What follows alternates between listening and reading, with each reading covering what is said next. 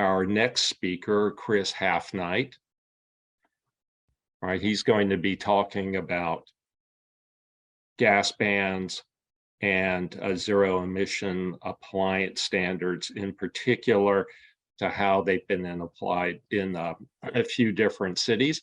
Here, Chris leads the Urban Green Council's research and policy team, overseeing data analysis, green building research, and policy advocacy to advance energy efficiency and building decarbonization in New York City and New York State. He led Urban Green's Going Electric study on electrification retrofits in multifamily housing. He's also been the vice chair of the 80 by 50 Buildings Partnership, a 70 expert convening to shape Local Law 97. Prior to Urban Green, Chris was an attorney in private practice and worked on a range of energy policy initiatives for groups including the Yale Center for Environmental Law and Policy and the Natural Resources Defense Council. He holds a bachelor's and a JD from McGill University and a master's in energy policy from the Yale School of the Environment. And also I'd like to note that Chris has been a member of our National Visiting Committee. That's an advisory board for Best Center for a number of years, and we thank him for his commitment. Go ahead, Chris. Thank you so much, Larry, and nice to be here. Can everybody see can you see my screen share? Great. Just fine. Excellent. Thank you for that introduction as well. So again, my name is Chris Halfnight. I'm Senior Director of Research and Policy at Urban Green Council, and I'm going to talk about what I think is quite a nice follow-on from Joshua's presentation, a brief overview of the state of play on two emerging building decarbonization policy trends, namely gas bans or electrification mandates that target new construction, and zero-emission appliance standards that target existing buildings. But first, just a quick note about Urban Green. Urban Green Council is a 20-year-old New York City-based nonprofit. Our mission is to decarbonize buildings for healthy and resilient communities. And we do that through four key functions. We convene a wide range of stakeholders and experts to help shape our work and build consensus. We conduct green building research and data analysis, including annual benchmarking analysis for New York City. We develop and advocate for policy change at the city and state level in New York. And then lastly, we educate the market and workforce. We have energy code trainings for architects and engineers and a G-Pro curriculum that's offered nationwide actually for green building training for trades professionals. Today, what I'd like to do is situate this topic in a broader policy context and history. And it follows quite naturally from Joshua's presentation. Then I will just quickly unpack the growing trend of decarbonization mandates for new construction. That's the gas bans or electrification mandates. And I'll briefly highlight a very new emerging policy focus on decarbonizing existing buildings at the time of equipment replacement through zero-emission appliance standards or electric replacement requirements. And that also falls nicely from the last part of Joshua's presentation and what Berkeley's looking at right now.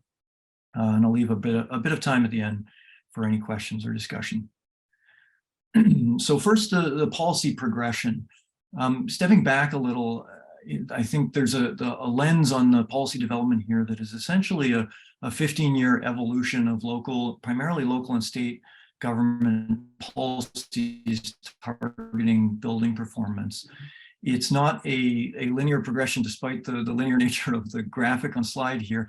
The boundaries are fluid. There's often more than one of these addressed in a single policy approach, but broad brush, what we're seeing is a shift from energy efficiency toward decarbonization, and specifically in the last couple of years, toward a focus on on-site combustion. So starting in 2007 or 8, we have an initial wave of benchmarking and transparency policies that continues to today. Then a smaller but material number of jurisdictions requiring audits and tune-ups. And those are somewhat heavier touch mandates, but still largely focused on disclosure or relatively minor actions. But starting in 2018, we have the onset of the building performance standards movement, which Joshua was speaking about. And there's been, I think, a couple sessions touching on this. And these are, of course, energy or carbon-based performance requirements for large buildings that tighten over time, and they drive deeper efficiency. And in some cases, like in New York City and Boston, they essentially become electrification mandates over time because of the carbon metric at the heart of those standards.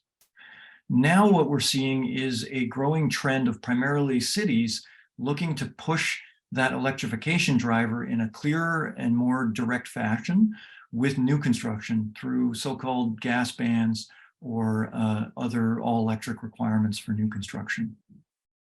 A lot of the focus here is on cities through all of these policies, but of course, states have been active on some of them as well. And the energy code, which I've layered on the top of the graphic here, of course, is really the primary efficiency lever, mostly for new construction, but it has been complementing and woven through this policy progression all throughout. So again, this latest chapter, building on all of the building performance policies to date, is about directly and specifically targeting fossil fuels in buildings. There are multiple drivers for that, but the main one is that fossil fuels in buildings make up a very large share of greenhouse gas emissions. They are about 6% globally. That bumps to about 9% nationally of national US GHG emissions. In a city like San Jose, that number may be around 20%. But in a heating-dominated climate zone city like New York City, that number is up to 40%. 40% of New York City's total greenhouse gas emissions are coming from fossil fuels burned in buildings, primarily for heat and hot water. And these numbers will rise as the grid decarbonizes and as electric vehicle mandates take effect. So this current or emerging policy focus is on forcing all feasible opportunities to reduce and eliminate the fossil fuel use in buildings. So turning to the focus on new construction, this is a growing trend, particularly at the city level, for decarbonization mandates that are targeting new construction. It is essentially the low-hanging decarbonization fruit. It's built on the recognition that the cheapest, easiest, and most sensible time to electrify is when building a new building. And this focus is emerging through two basic policy approaches that have the same ultimate impact. The first is prohibitions on gas infrastructure in newly constructed buildings. That's the so-called gas bans or bans on natural gas hookups. The second is requirements for all electric construction for new buildings. And the first is really rooted in local authority over what's called the police power, which is allows laws based on health, safety, and welfare. And the second is rooted more directly in local authority over building construction codes. So I say growing trend because the number of jurisdictions passing this type of policy has really skyrocketed. It's located in certain regions of the country, but Berkeley was first in 2019, and now we are up to almost 60 cities in California, Los Angeles being one of if not the most recent towards the end of 2022. We have large cities like Seattle. We have small cities like Ithaca, New York, that have enacted this type of policy. In California and Massachusetts, this approach at the city level has really been enabled in large part by state legislation allowing reach codes, or in the case of Massachusetts, local policy pilots. And in some other jurisdictions like New York City, this step is really grounded entirely on local police powers alone. But one development alongside this trend is represented in red here, and that is countervailing forces in many states and an increasing number of states where states are passing legislation to prohibit local restrictions, city level, county level restrictions on gas use in buildings. So those are the states in red on the map here, and you can see it's covering quite a large swath of the states in the country. So this is quite a stark visual representation of the politics of electrification playing out in what is often called the laboratory democracy, the state and local governments. So just to illustrate how these policies are playing out, I'll walk through very quickly just three short cases. The first is San Jose. This is an example of essentially a plain vanilla gas ban. It's similar to the approach taken in Berkeley in 2019. This was also passed in San Jose in 2019. It's a municipal ordinance that prohibits gas infrastructure in new construction. Took effect in 2020, covers 1 to 2 family buildings and low-rise multifamily buildings. But San Jose has also paired this approach with REACH code requirements that touch the larger buildings. So this is, again, sort of plain vanilla gas ban. It is meeting some legal challenges, this approach in general, that's playing out through the courts, but the Department of Energy, a number of local government associations and others have been weighing in, I think, with pretty compelling arguments that will win the day in this being a viable approach. A second example of this type of policy is in Washington State. And this is a requirement for all electric new construction done through the codes, in this case, the energy code. So based in part on earlier mandates in Seattle, Washington State recently became the first state to require all electric space heating in new construction. The policy starts in July of 2023. It applies to all new commercial and multifamily buildings with few exceptions. It also includes, the code requirements include a requirement for 50% of water heating to come from heat pump water heaters. And then on the residential side, it requires heat pumps for heating, cooling, and hot water. And there are some exceptions for backups for gas systems, for secondary systems. So one of the advantages of this approach integrated to the codes, and particularly the energy code, is that it brings the decarbonization lever and the efficiency lever together. So the energy code, the traditional efficiency lever for policy lever for achieving efficiency in new construction, paired with this electrification driver in new construction. That is not the case in the approach in New York City. Those two pieces have been kept separate. So in the third illustrative case here, New York City, which is the one I'm most familiar with, and I should have said off the top, the depth of my knowledge is really focused on New York City and state. So I've included other jurisdictions to kind of round out the picture here, but really my detailed knowledge is focused on New York. So in December of 2021, New York City enacted what is called Local Law 154. It's essentially an all-electric new construction law that also applies to very, very deep renovations. The approach in New York is a little bit different. It is basically a fuel standard that is enforced through the Department of Buildings permitting under the construction codes. So this law sets caps on combustion in new construction that effectively prohibit fossil fuel systems. So it is a carbon emissions limit.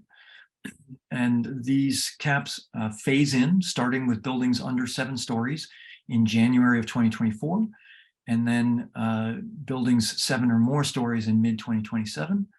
And hot water systems have been delayed to 2027, except for 1 to 2 family. So because I am most familiar with New York City, I thought I'd highlight just a few of the key questions that have come up both in lead up to passage and since around this policy approach. Certainly cost is first and foremost in many of the debates, and that's particularly true in the multifamily sector and in a city like New York City, where construction costs are already as high or higher than anywhere in the world. So this is an issue that Urban Green Council took a look at New York State has a statewide competition for high-performance multifamily new construction called the Buildings of Excellence competition. And the data from that competition is all public. So we analyzed that data and took a look at the incremental increase for all electric construction over non-electric new multifamily buildings. And what we found was that statewide, upstate, in regions outside of New York City, there is no incremental cost increase at the new construction stage. In New York City, it's currently registering as a small incremental increase of about 2% after existing incentives are factored in. But that picture is, of course, changing all the time as the workforce gets more accustomed, as new products come online and as new incentives come online as well. Cold climate heat pump performance is another key question raised quite a bit. I think this was an education moment for many in the industry. There have been a lot of developments on heat pump performance in cold climates, new standards through NEEP, and it's really quite a different picture from a decade or more ago. And so that was definitely a focus of some of the debate. A lot of questions around the viability of all-electric hot water systems in a dense, high-rise urban environment for multifamily buildings. So designing and the design and technology of those systems to meet the very significant spikes in demand for hot water at certain points in the day. So that is partly what led into the phased and staggered approach in New York City for requiring this all-electric new construction, but giving more time for domestic hot water systems. Efficient electrification was also a major focus. As I said, this approach in New York City requires non-fossil equipment, but it doesn't necessarily require efficient equipment. So there is concern that the law could drive a build out of electric resistance heating, inefficient heating, where it's not necessary. And so that's an issue that's going to need to be addressed, I think, through the next energy code update in New York City. And then lastly, a lot of questions about grid capacity and reliability. In a dense urban environment like New York City, where it's difficult to build out new grid infrastructure, there were legitimate concerns there. But the benefit of new construction standards is they're naturally incremental. It's not a tidal wave of retrofits. It's a naturally incremental development process. So turning to the existing buildings, we are at the very early policy stages, very much in development of increasing policy attention to existing buildings in the form of zero emission standards that directly or indirectly govern the appliances in the buildings. So this is driven by the desire to catch equipment turnover. And we heard a little bit about that from Josh and the experience in Berkeley. Even in jurisdictions that have building performance standards, I think there's a recognition that those standards over time might not sufficiently force electrification at this cost-effective intervention point. And so policy attention is turning in that direction. And the alternative is we lock in fossil fuel infrastructure with 15, 20, 30-year lifetimes. And so again, this is a very early stage emerging policy focus for existing buildings that would look at the point where equipment is being replaced, and the aim is to prohibit like-for-like fossil fuel replacements for furnaces, boilers, water heaters. This approach is grounded in state and local authority over appliance emission standards, or again, building construction codes. And I think there are definitely legal issues that are playing out in real time as well. So three examples, illustrative examples again here, just to bring this emerging policy development to light. The first is Denver.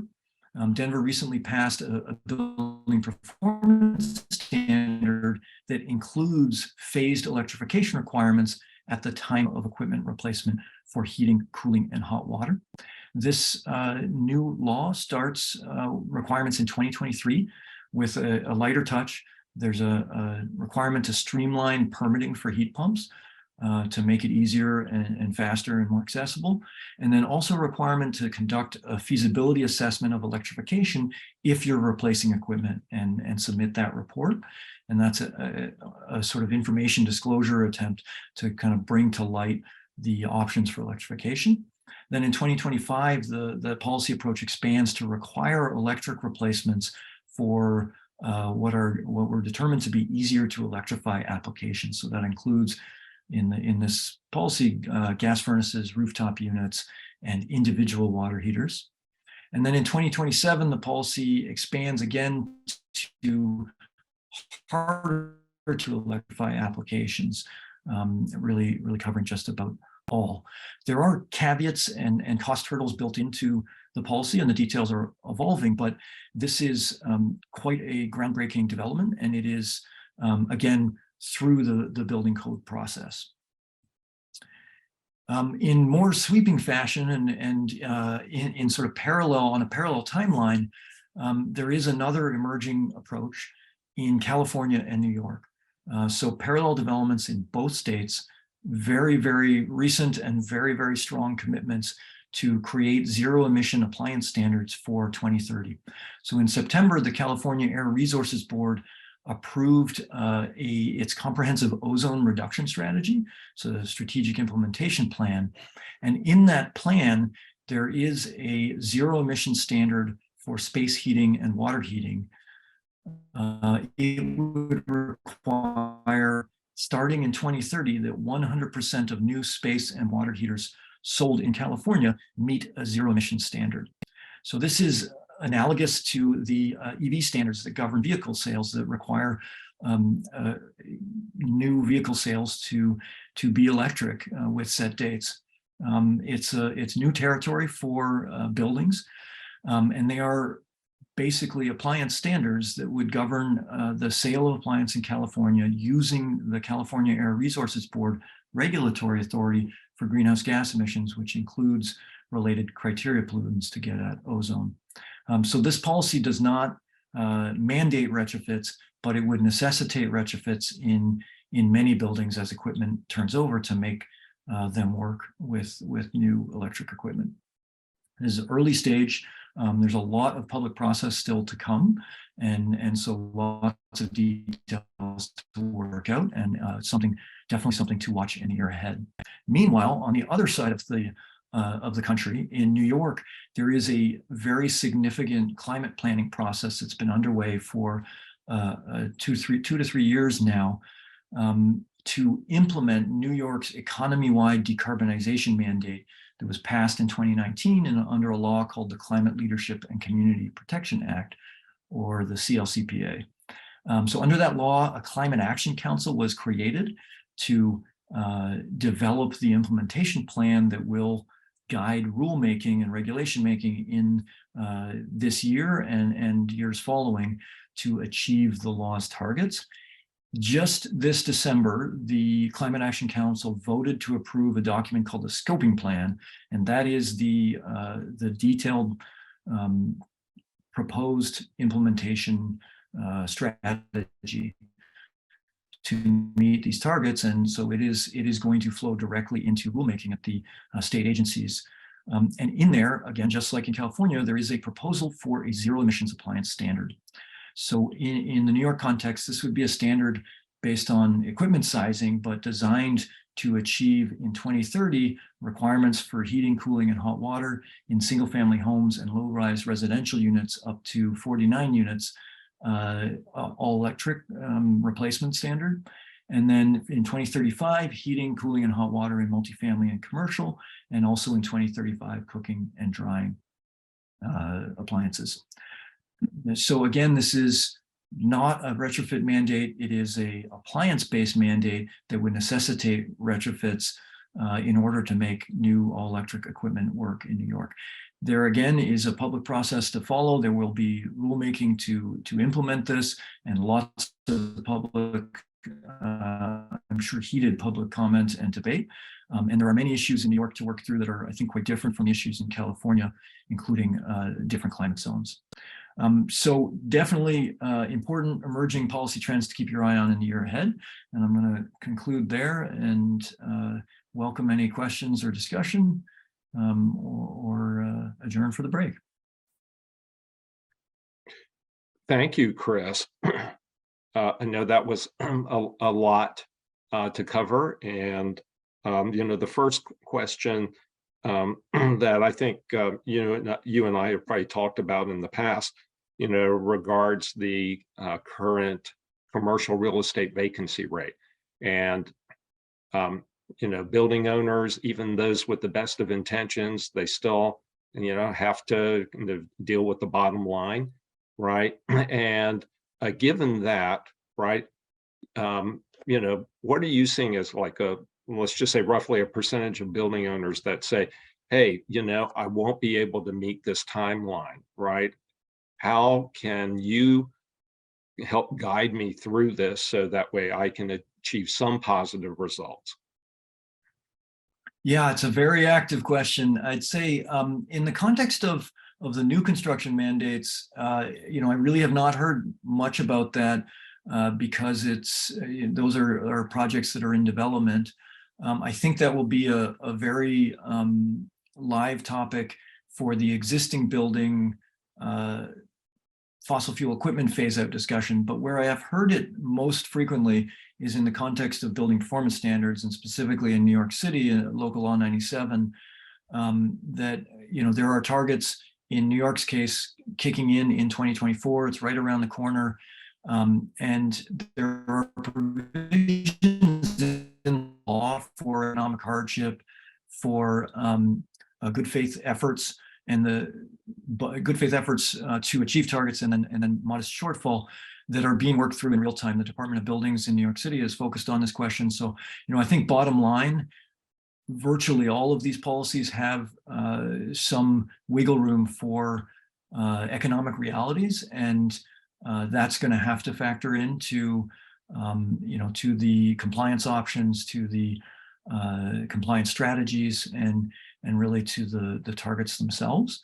The other thing I'll say is there is interest in New York City, certainly increasing on converting existing office buildings to multifamily. It's a significant undertaking, but achieves a lot of synergies with the vacancy rate issue you're talking about, with the housing affordability crisis and housing supply crisis in New York City and many other cities. And so that's an interesting topic to kind of bring into that conversation as in the context of building performance standards. Mm-hmm. Right. Since you've touched upon multifamily, and that always becomes an issue, right? Like, okay, how do these costs get absorbed, right? Does the tenant pay for part of this? Is it all on the building owner? Where is New York kind of leaning into that mix of cost absorption? Yeah, it's a great question, and one that is always front of mind. On the building performance standard side of things, New York's approach so far has been to carve out a lighter approach for affordable housing from the perspective of the mandate, and then to try to complement that with better support and funding to achieve the same level of retrofit and reductions. From the perspective of phasing appliances out of existing buildings, I think we're in very early stage there, but there's a lot of focus and discussion on electricity rates, on rates that will make heat pumps more adequately accounted for in the electricity rate structure, meaning the benefits of heat pumps, and also potentially rebates or subsidies for low and moderate income tenants who might be negatively affected by increased electricity rates in the context of electrification. New York has very high electricity rates, so this is a very live discussion. I don't think there is clear policy direction right now, so that's another issue that should be very, very active in the next year. Mm-hmm. Yeah, and what is NYSERDA's role in all of this, right? Are they actively engaged at the municipal level, or are they going to kind of hang back and kind of see how the cities play it out before looking at a statewide standard? NYSERDA is very engaged on all levels. So they try, I think, generally to play an analysis and advisory role on the city policy development, as opposed to trying to shape city policy. So to that end, they participated in the advisory board process that New York City Department of Buildings ran under Local Law 97 to develop the guidelines for rulemaking and the details of that law that recently wrapped up. But NYSERDA was very active in there. They continue to engage with the Department of Buildings on analysis of the building sector and technology and otherwise to help get to the right answer on these policies. And then they're also very, very active on that scoping plan development that I mentioned, which is the statewide decarbonization plan that's flowing into rulemaking. NYSERDA was a leader on certainly the technical side of that, but also co-chaired the entire effort and chaired many of the working groups that developed the recommendations there. So they're really the content driver for a lot of the actual policy that we'll see flow out in New York. Right. Well, Chris, thank you so much. And we look forward to continuing these discussions at our NVC meetings and future webinars. Thanks for the terrific work you're doing in New York City. Absolutely. Thank you, Larry. I appreciate it. And now I will turn the podium over to my friend Ted Walensky.